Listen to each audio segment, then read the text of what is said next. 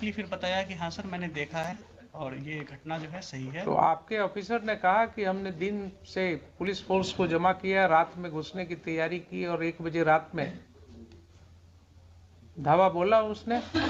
इतने police officers के साथ घर के अंदर घुस के क्या जरूरत थी इसको? रात को सर 1 बजे रात में इतने पुलिस फोर्स को लेकर के कोई क्या टेररिस्ट के यहाँ अटैक कर रहे थे? क्या जरूरत थी रात को घेरने की, घर में घुसने की, जहाँ महिलाएं रह रही हैं, बच्चे रह रहे हैं? सर वो आप क्या दहशत फैलाने के लिए हैं? Not at all sir. Then why your police chose to enter into the midnight in the residential houses when there was no FIR against them? आपने सुन ही लिया कि 107 का प्रोसीडिंग किस तरह से शुरू करवाया गया, सर सुन लिया ना आपने? सर तो आपकी पुलिस फोर्स को 1 बजे रात में सर गांव में मल्टीपल हाउसेस में इंटर करने की क्या जरूरत थी? ऐसी कौन से टेररिस्ट थे वहां, कौन से ऐसे गुनाहगार थे जिनके लिए रात को आपको घेरने की जरूरत थी? कोई है एक्सप्लेनेशन इसका? सर वो एफआईआर हुई थी तो उसी के एफआईआर तो बहुत होते हैं आपके पास एसपी साहब, एफआईआर तो बहुत होते हैं, सीरियस ऑफेंसेस के एफआईआर होते हैं। ये सब ऑफेंसेस क्या थे? कुछ नहीं थे। आपके ओपी में देख ही लिया आपने कि सम्मन भी नहीं, प्रॉपर सर्विस हुआ, कोई रिकॉर्ड नहीं है।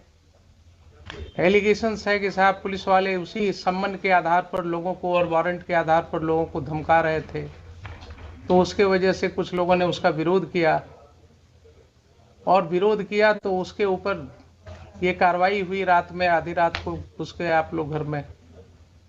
क्या आप किसी सभी समाज के आदमी हैं कि नहीं है? है ना? सर आपको क्या लगता है, आप तो बड़े ओहदे पर हैं, क्या इस तरह की घटना में रात को 1 बजे पुलिस को घर में घुसने की जरूरत होनी चाहिए? सर एसएचओ ने एक्सप्लेन किया कि जो पैरामिलिट्री बीएसएफ थी सर, हाँ वो इलेक्शन पर्पज से दी गई थी, हाँ नियर बाई स्टेशन थी वहाँ पे, राइट। तो उसको इनपुट मिला कि जो कांड में अक्यूज्ड हैं वो घर पे हो सकते हैं। उसने सर रेड किया था, फिर हमें इंटीमेट किया कि ठीक है, मान तो लिया कि घर में हो सकते हैं। सर हमारा कहना है कि वो कांड कौन सा ऐसा कांड था जिसके लिए रात को 1 बजे आपको घुसने की जरूरत थी रेसिडेंशियल हाउस में? कोई ऐसा कांड होता, कोई ऐसी बात होती कि जिसके लिए बिल्कुल नैप करना है, कोई किसी के घर से ना आपको कोई आर्म मिला, न कोई एक ठो जिंदा कारतूस मिला, तो आपका इनपुट क्या था? नहीं था। रात को 1 बजे रात में कौन सी ऐसी घटना थी जिसके लिए आप घुस गए?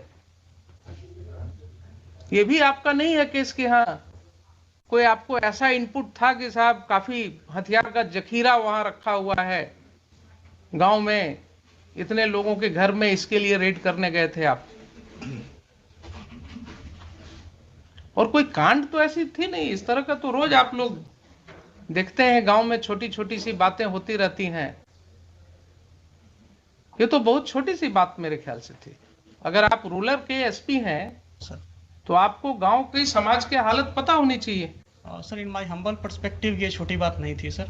हाँ एक ऑन ड्यूटी एएसआई के साथ गांव में बदतमीजी की गई। हाँ जब वो थाने पर आकर एसएचओ को नरेट किया, उसके सून आफ्टर सर मेरे पास वीडियो भी है सर, अगर प्ले करने के लिए परमिशन देंगे हम प्ले भी करना चाहिए। बिल्कुल करेंगे। तो उसके बाद में सर वहाँ पे थाने, वहाँ पे ओपी पे लोग आए, वहाँ पे मैन हैंडलिंग वगैरह की गई थी सर। फिर एक सीआई साहब को जब हम लोगों ने भेजा सर, तो उन्होंने भी बताया कि हाँ सर यहाँ पे ऐसी ऐसी स्थिति है। तो इसमें सर मुझे लगता है सर कि इलेक्शन 3-4 तो दिन आप सीनियर पुलिस ऑफिसर थे जनाब, आप सीनियर पुलिस ऑफिसर थे। अगर कोई ऐसी बात हुई थी कि गांव वालों का आक्रोश था कि पुलिस, गांव वालों का कहना है कि पुलिस वाले आकर के धमका रहे थे कि साहब वारंट है, क्या है वो है, आपने देख ही लिया किस तरह से एसडीएम साहब ने सम्मन और वारंट कर दिया।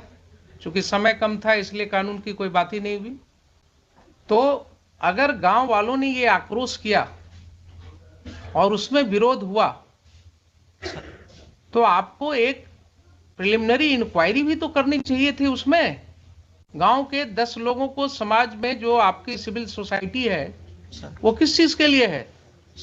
आप दुर्गा पूजा में मीटिंग करते हैं शांति सद्भाव बनाए रखने के लिए, आप क्या गांव में मीटिंग नहीं कर सकते हैं?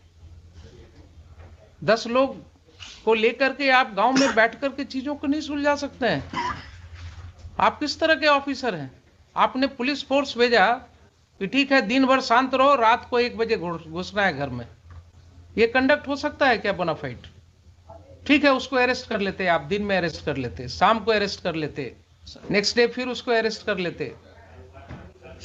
लेकिन रात को 1 बजे इतने घरों में, वो भी छठ का समय था, महिलाएं छठ पर्व कर रही थी, तो इतना गैर जिम्मेदाराना तरीके से आप घर में क्यों घुसे रात को 1:30 बजे? एडमिटेड पोजीशन है कि आप रात को 1:30 बजे घुसे हैं।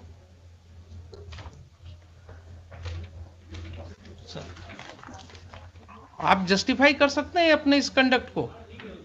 मान लिया पुलिस के ऊपर आक्रोश था लोगों का आक्रोश हो सकता है, गलत भी हो सकता है, लेकिन कोई ऐसी घटना नहीं है कि अगर आक्रोश हुआ तो उसको सुलझाया नहीं जा सकता है। दे वर नॉट टेररिस्ट्स। किसी का कोई क्रिमिनल रिकॉर्ड नहीं है आपके पास। सर एक का है सर। एक का है तो आप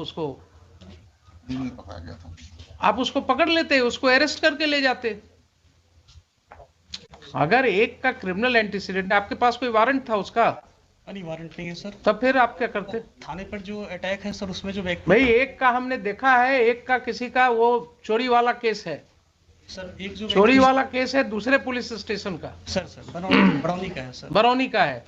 तो आप तो कानून जानते हैं सर कि दूसरे पुलिस स्टेशन का केस है, अगर उस केस में उसका अरेस्ट वारंट होता, वो अरेस्ट वारंट वहां से इंडोर्स होकर के कोर्ट से पुलिस ऑफिसर आता आपके यहाँ उस थाना में, वहां से आप डेप्यूट करते किसी को, उसके अरेस्ट की कार्रवाई कर सकते थे। लेकिन आप कर रहे हैं कि उसका भी कोई वारंट ऑफ अरेस्ट नहीं था। सर एक सबमिशन है सर कि ये जो 107 की प्रोसीडिंग की जो एस्पेक्ट सामने आए हैं सर, उस समय तक ये नहीं थे सामने में सर। दूसरा की जो हम लोगों की जो भी एक चीज बताइए सर, क्यों नहीं थे उस समय तक आपके सामने? आप और एसडीएम साहब, आप ही दोनों पर जिम्मेवारी थी ना कानून को समझने की। एसडीपीओ है लोकली वहाँ पे सर, एसडीपीओ बार, एसडीएम बार, जो भी है सर। तो एसडीपीओ बार या एसडीएम बार सर, इन्हीं की जिम्मेवारी है ना सेक्शन 107 सीआरपीसी पढ़ने की। सर अगर इन्होंने नहीं पढ़ा और गलत कार्रवाई की तो ये एस्पेक्ट क्यों नहीं समझ में आया तब तक लोगों को? क्यों इसके लिए हाईकोर्ट आना पड़ा लोगों को? और ये जो समय हम लोग लगा रहे हैं इसमें, यहां सेक्शन पढ़वा रहे हैं, आपके एसडीएम साहब ने एडमिट किया ना अभी कि इसके पहले नहीं पढ़ा था कभी। तो क्या अनफॉर्चुनेट चीज है कि जिस ऑफिसर को 107 प्रोसीडिंग इनिशिएट करना है उसने कभी 107 पढ़ा ही नहीं है। क्या कानून का राज है? देखिए, ऐसा कहीं हो सकता है? नैतिकता के तौर पर कानूनन तो छोड़ दीजिए, he is incapacitated to remain SDM of the district और द प्लेस सब डिवीजन। जो व्यक्ति कहे कि हमने पढ़ा ही नहीं है आज तक प्रोविजन को, उसको क्या अधिकार है उस पद पर रहने का? और आप कहते हैं कि आपके ख्याल से बहुत बड़ी चीज थी। थाने पे अटैक हुआ था, बहुत बड़ी चीज थी। आपका एफआईआर सामने है, आपके एफआईआर में कहीं नहीं लिखा हुआ है कि कोई भी ग्रामीण वहां कोई हथियार के साथ था। लाठी के साथ है सर। अब सुन लीजिए जरा सर, कुछ नहीं कहता है कि किसी ने एक लाठी भी चलाया आपके पुलिस ऑफिसर के ऊपर। सर एक बार वीडियो देख लिया जाएगा, मेरे पास पेन ड्राइव है। हाँ देख लेते हैं। और एफआईआर तो सामने है ना सर। एफआईआर जरा निकालिए ना। Let us talk to the 26 मानव पेज 26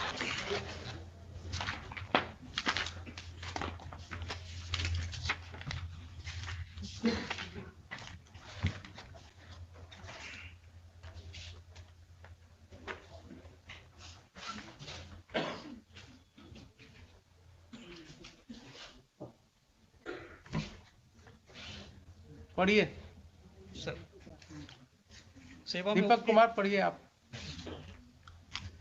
महाशय, निवेदन पूर्वक कहना है कि मैं सहायक अवर निरीक्षक प्रमोद बिहारी सिंह वर्तमान में सामयागढ़ ओपी में पदस्थापित हूँ। आज दिनांक 28/10/22 को समय करीब 8:15 बजे महाल चौकीदार 12/7 रामबालक पासवान एवं जिला बल के सिपाही 3607 मिथिलेश कुमार, सिपाही 4178 अरशद अयूब अंसारी के साथ बिहार विधानसभा उपचुनाव 2022 के अंतर्गत धारा 107 दंड संहिता का अनुमंडल पदाधिकारी बाढ़ के न्यायालय से निर्गत गिरफ्तारी वारंट के अभियुक्त छोटू कुमार उम्र 40 वर्ष, पिता सुरेंद्र सिंह, साकिन सामयागढ़, थाना घोसवरी, सामयागढ़ ओपी, जिला पटना के घर गए थे। वहां उपस्थित स्थानीय ग्रामीण दीपक सिंह उम्र 45 वर्ष, संतोष सिंह उम्र 40 वर्ष, दोनों पिता राम प्रवेश सिंह, हर्ष कुमार सिंह, सूरज सिंह उम्र 24 वर्ष, दोनों पिता मोती सिंह, छोटू कुमार उम्र 40 वर्ष, पिता सुरेंद्र सिंह, सभी साकिनान सामयागढ़, थाना घोसवरी, सामयागढ़ ओपी, जिला पटना एकराय होकर मेरे साथ गाली गलौज करते हुए, लपड़ थप्पड़ एवं फैट मुक्का से मारपीट करते हुए दीपक कुमार एवं संतोष कुमार, दोनों पिता राम प्रवेश सिंह, जान मारने की नीयत से मेरा गला दबाने लगा, जिससे कुछ देर के लिए मेरा सांस रुक गया। तब साथ के बल के सहयोग से मुझे बचाया गया, तो हम लोग अपना जान बचाकर वापस ओपी आए तो उक्त सभी लोग एवं उनके सहयोगी में चिक्कू सिंह और संजीव कुमार पिता स्वर्गीय कृष्ण बिहारी सिंह, अजीत कुमार सिंह पिता मुनेश्वर प्रसाद सिंह, बाल गोविंद सिंह पिता विपिन कुमार सिंह, मनीष कुमार पिता कमलेश कुमार और शिशु सिंह, सभी साकिनान सामयागढ़, सोनू सिंह पिता स्वर्गीय साचो सिंह और सचिनान